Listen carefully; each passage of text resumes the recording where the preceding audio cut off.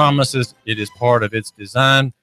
Safety is more the goal of the sheriff's department. Safety and justice. The sheriff originally was the officer of the court. He protected the court and brought people before the judge. And his role is more of a common law role, and really much closer to the biblical definition of what we would call security and safety, what we would call the peace officer or the state. In olden times, where we had common law and a greater regard for biblical jurisprudence, the state was limited to the court. Effectively, there was no welfare, there was no standing army. As de Tocqueville tells us in his visit in the 1830s to the United States at the time, you never saw the officer. There was no officer. People enforced laws themselves. If there was a crime, they solved it locally without professional assistance. It was done in common law, and the malefactor almost always found and put on trial. The sheriff is a common law origin, and his interest is justice at its foundation. Policing is a new phenomenon. It is humanistic and modernist. It arises from the you might say from the necessities of the administrative state in the administrative law realm, and controlled in Tennessee by the UAPA, the Uniform Administrative Procedures Act, serving almost invariably municipal corporations such as Chattanooga. It's a corporation. It is a business that provides ostensible services to the public. Security is something that we hear about, for example, in a story about front porch lineups. Even the abused city council member Demetrius Coonrod says she wants to have a front porch lineup at her house. In a story in the Chattanooga Times Free Press, David Roddy, the chief, says not only does this build relationships, it helps officers make better security assessments when they respond to calls for service in that neighborhood. Being able to recognize people and vehicles keeps officers from unnecessary distraction when making security assessments. So you see the language is pretty common, and safety and security is the goal. We hear about security at Riverbend, for example. There were under a new law, gun owners allowed to carry their licensed weapons in Riverbend. Not one abuse of a secreted weapon in 2016, according to a story I saw this morning in the Times Free Press. So there are security concerns, bag checks, and the like. So security is something some have grown to expect. We have TSA, the Transportation Security Administration. We have the Department of Safety and Homeland Security in Nashville, part of the national enforcement and surveillance apparatus, and probably the most important arm of commercial government in the American realm is through the commercialization of travel and converting it into transportation and trafficking. That's what happens through the licensing process. Everyone pretends to be involved in commerce, subject to regulation. That's how we have the easily bypassing constitutional protections through the claims and necessities of regulation for public safety through the transportation statutes in the Tennessee Code. That's how that's done in Tennessee. So we see security and the claims of security everywhere, and it's important to consider in light of the tremendous story coming today again for the second day of very intense coverage in the press of the Las Vegas massacre. Stories of heroism that we can read about. Keep tuned here to Nooga Radio at 92.7. We are the station with CBS News at the top of every hour, and we want you to be informed, and we're here for you. David Tulis is my name. I do thank you for tuning in to Nooga Radio. We're live on Facebook. Do like us there, by the way. David Tulis, like me on Facebook, like us, Nooga Radio on Facebook. The Times Free Press has a very good story this morning about from the Associated Press about acts of heroism in the shooting gallery, if you will, that had people trapped inside of it. Thousands of people trapped inside. There are 22,000 people. Country music fans, probably Trumpites, and probably not worth caring about, according to one attorney working for the CBS News Network, who was let go for an offhand comment about country music lovers being Trumpians. Therefore, not to be too much wept over. The story about heroism is remarkable. There's one man whose name I don't have in front of me, a Tennessean, a registered nurse who took a bullet for his wife. What did he do? He lay over her, or lay in front of what he determined was the source of the bullets, aimed helter skelter in madness, if you will, against hundreds and all these thousands of innocent people. He died shielding his wife. The story tells us about another man who here's a quote, says, some random guy, I said, let's see, a man named Ledbetter, thanks to a man who took the flannel shirt off his back, Ledbetter says he put a makeshift tourniquet on a wounded teenage girl whose face was covered with blood. Some random guy, I said, I need your shirt, said Ledbetter, who is now a mortgage broker. He just gave me the flannel off his back, and he compressed someone else's shoulder wound, and then he fashioned, after that, a bandage for a man whose leg had been penetrated by a bullet. There was a guy that looked like he had a through and through on his leg, and we just put a T-shirt around and just did a bandana tie. This is in the Times Free Press. This morning, this man gave an interview Monday outside University Medical Center. The shot went through that man's arm and into his chest. And another concert goer quoted in the Times Free Press this morning, Anna Kupchan, says that a man saved her life and those of 9 others after he herded them into an outdoor trailer that was serving as a restroom. Of course, that restroom, those are very light things that won't stop a bullet. But at that range, bullets have lost a lot of their penetrating power, and so there was some measure of protection for those. But if you have nothing, then anything will do. If you are taking cover, you'll hide behind the flimsiest thing if you can have the feeling that you're out of view and maybe have a minuscule level of protection. Right, just want to mention right now as we're chatting, the Hamilton County Commission is looking at a proposal by Commissioner Glenn Beck to remove the statue of Lieutenant General A.P. Stuart from the front pedestal in the county courthouse lawn there. This lovely lawn, this very old courthouse in Hamilton County, in downtown Chattanooga, on the hill there, and to remove that statute as a kind of a blight, an offense against black people who don't want to be reminded of those times, who somehow think that if they're not reminded by any visible manifestation of personality or weapon, the old cannons on the military fields, or even the military battlefields, just if we can somehow remove those one by one, item by item, we'll be free from the taint of having to remember what times were like, even though that war, as they see it, was fought for their liberation. And here's a member of a party who lost. It seems to me that it might be better to have that man there as a reminder that side lost, and that there were men on that side who fought and died on the wrong side, right? And here he is. Here's his picture, and we can look on his face and see, here's the man who lost. Our side, the Yankee side, won, and we're glad that side won. We are now free. Well, wait a minute. Are we free now? Well, the conventional thinking from Eleanor Woods and others in the Hamilton County Chattanooga NAACP is really very conventional. It does not really go anywhere near as far as it should.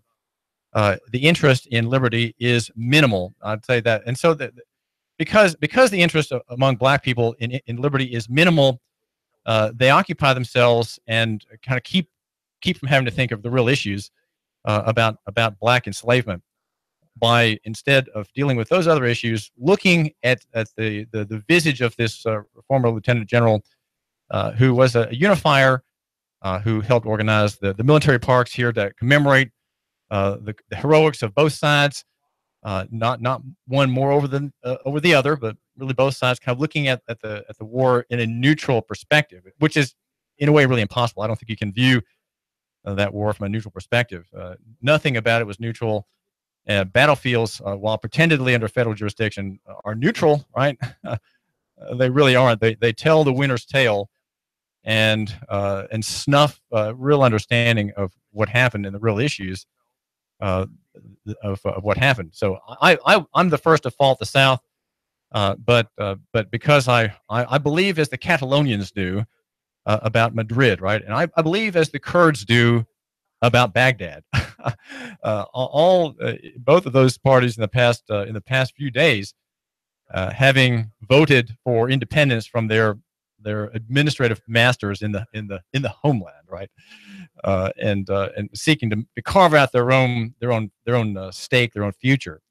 Something we don't like. We don't like people separating themselves from others. We like all being one, right? Somehow we have the sense that we're 50 countries, 50 states, and we all have to have the same laws, right? We all have to have the same opinions.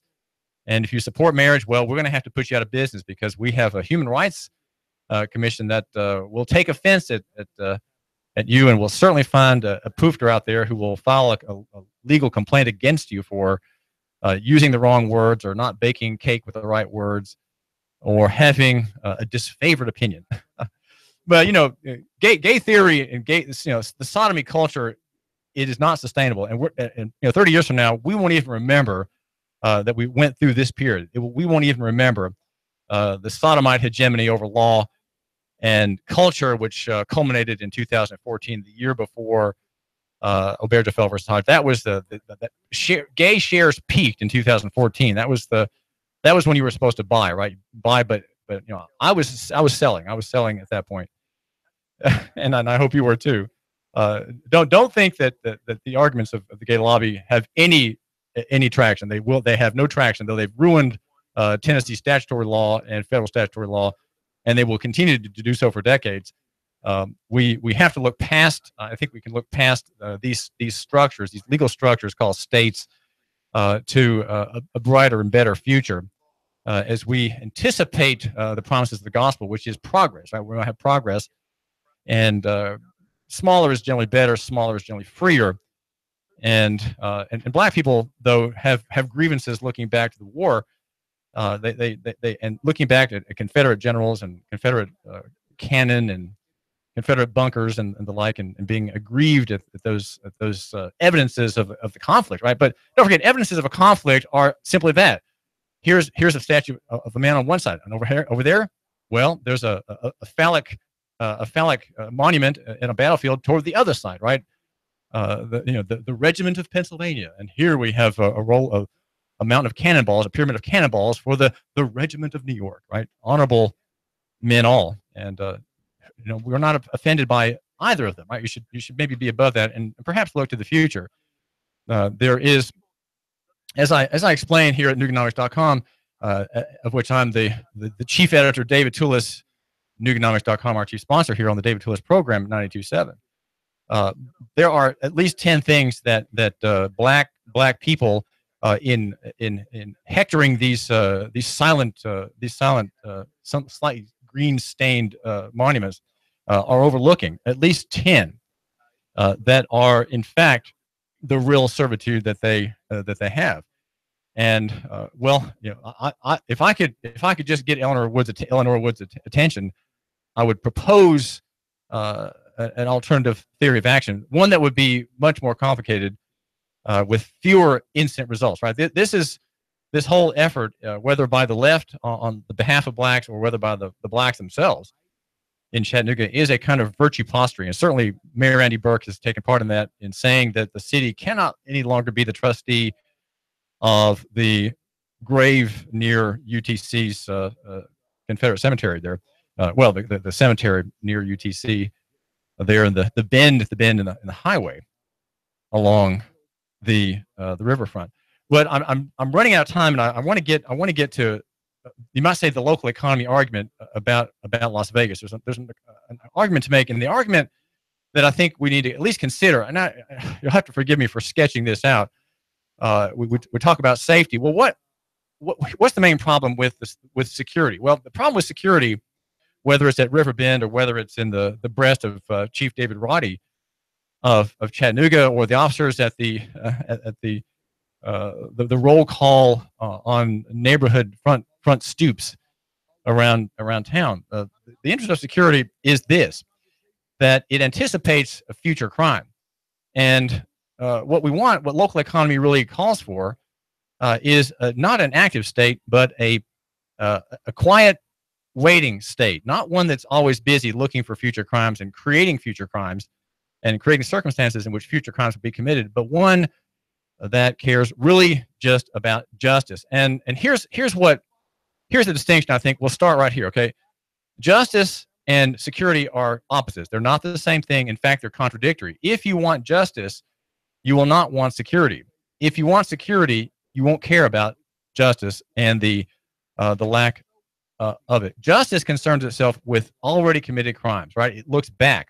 Security doesn't care about justice. It looks forward to possible future crimes and creating a context where these possible future crimes will occur in an area that we control. That is to say, some legislative or legal realm that we have laid out all the groundwork by statute and regulations where these activities take place. And so we will control these future crimes, and we will enumerate these future crimes and prosecute them either civilly or criminally. If you care about justice, which a Christian person is supposed to do, right? If you're a Christian, I know you're probably not my listener, but you know people who are Christians, right? If they care about justice, then their concern is that the state operates after the crime, not before, but after the crime, right? Under the common law theory of corpus delicti. That is to say, there's a dead body, right? There's a burned out house. There is a bag of stolen cash with an unexploded dive bomb on. These are all proofs of crime, signs that a crime has been committed, and at common law, they have been. If you care about justice, you believe also, as Scripture requires, in self-government. You believe that God's law applies to you personally, just as you believe that God's law applies to the magistrate and to the judge, right? These are offices that God created.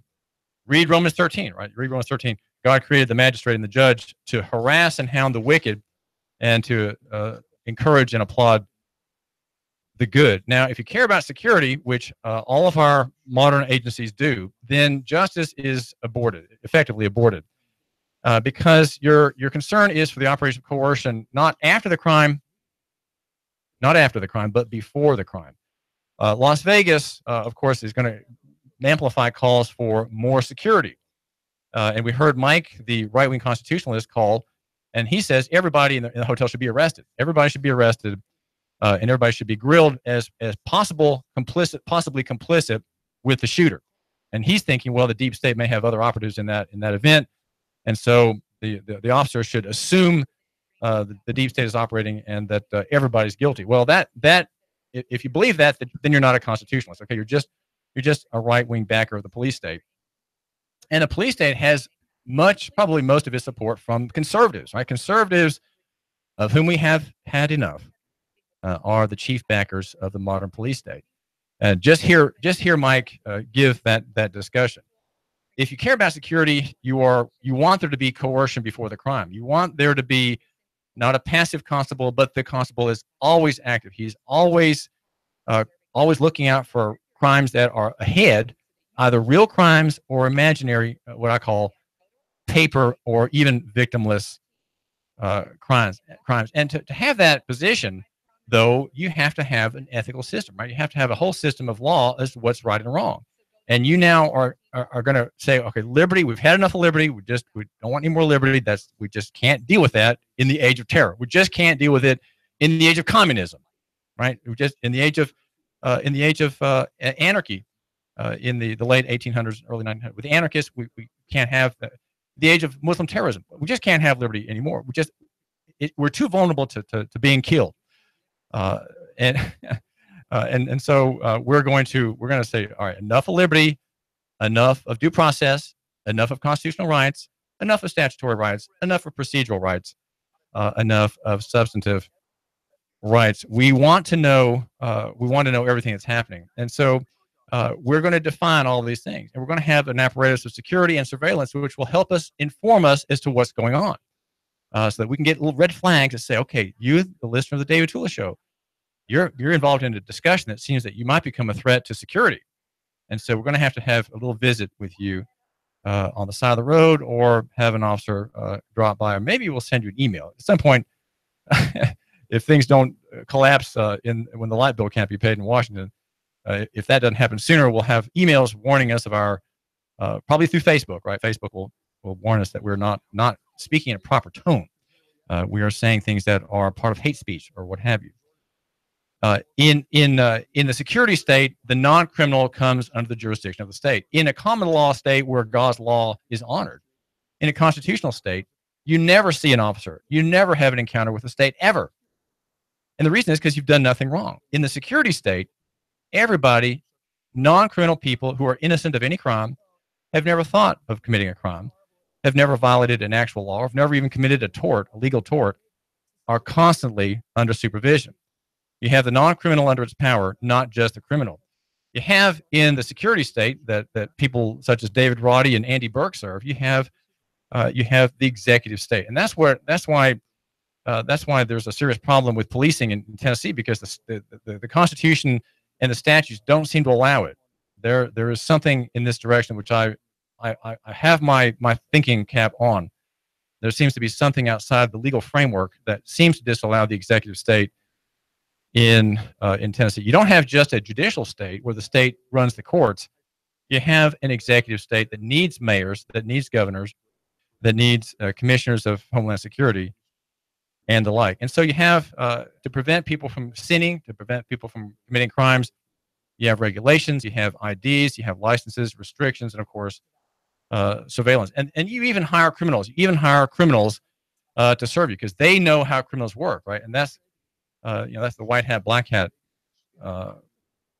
program, where people who have served killing Iraqis and killing Afghanis are now hired by your police department because they know how to deal with security, right? They know how to cordon off things. They know how to interrogate people and read lies and deceptions in their twitching eyelashes and their trembling lips, right? You know how to do that if you're a veteran who enters police service in the United States. In the Bible, in a free society, there is no government ministry of security. It just doesn't exist. It doesn't exist. And why do we not have that? Well, I think we don't have that because we don't deserve to have that. And we deserve to live in fear, not just in fear of terrorism, the private terrorists, but also in fear of the state. We live in fear of the state. The state is the great terror against the people, and it's always been that way from the beginning. Read The Rise and Decline of the State by Martin Van Creveld. It explains this what is essentially a warfare between the state, our God, and the people who are supposed to be continually subservient to it, continually making oblation, continually making sacrifices to it, and glad to do it. They're glad to do it. Look at the people who were destroyed by Stalin's kangaroo courts. They knew they were going to get the 9-gram solution in the forehead, the bullet in the forehead. They knew they were going to face execution. They still swore fidelity to the leader, right? The leader, the boss. They were duped, right? They were duped. The Christian concept, which is the basis of the free market, which is the basis of local economy, the free market, will not have that at all. There is no licenses. There is no permission. There is no reading of the future. The state waits with its cord and lets the marketplace solve the problems of violence. David Tulis, Nooga Radio. The Tennessee Valley's News Talk